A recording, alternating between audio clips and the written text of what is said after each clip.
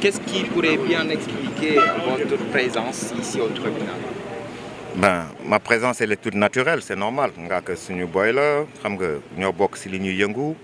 Bon, on vient juste xam nga témoigner de la sympathie, soutenir ko et puis di ñaan indulgence.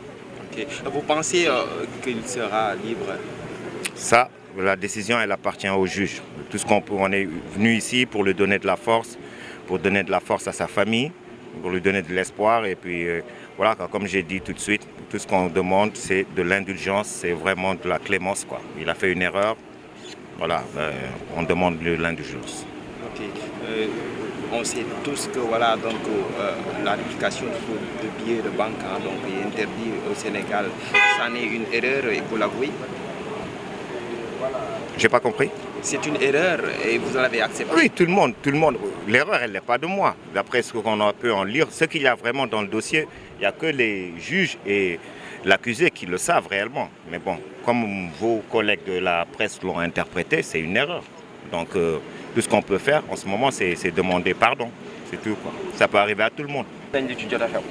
Bon, présenté nga waxoon tey gis nañ ne chambre criminelle dafa renvoyé li nga xam ne moom mooy pour délibérer ci exception boo xam ne procureur souligné na ko muy ne que ni dañ ko war a renvoyer au niveau de la chambre correctionnelle parce que dafa am loi bu bees bu stipulé ne chambre criminelle compétent wu nan nga jàngatee. waaw ndaw bi nga xam ne dafa jël ay billets de banque photocopier ko mu leer ñëpp ne photocopie la ñu pare toftal ci ne kooku dañ ko war a jël tëj ko ne dañ koy tëj.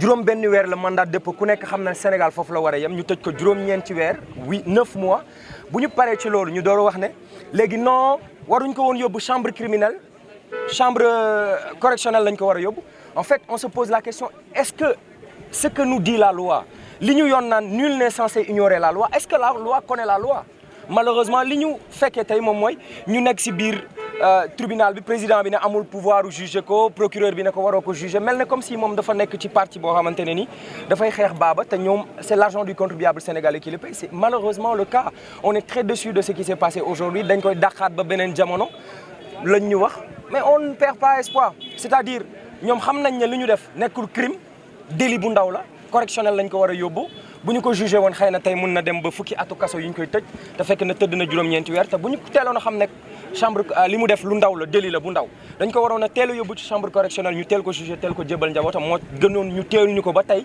ñu door ko wax ne ko waa comme tey lañ la war a atte non dañ la yóbbu beneen jëmmi jamono on est très déçu de ce qui s'est passé la loi nous dit nul n'est censé ignorer la loi mais la loi devrait mieux nous apprendre la loi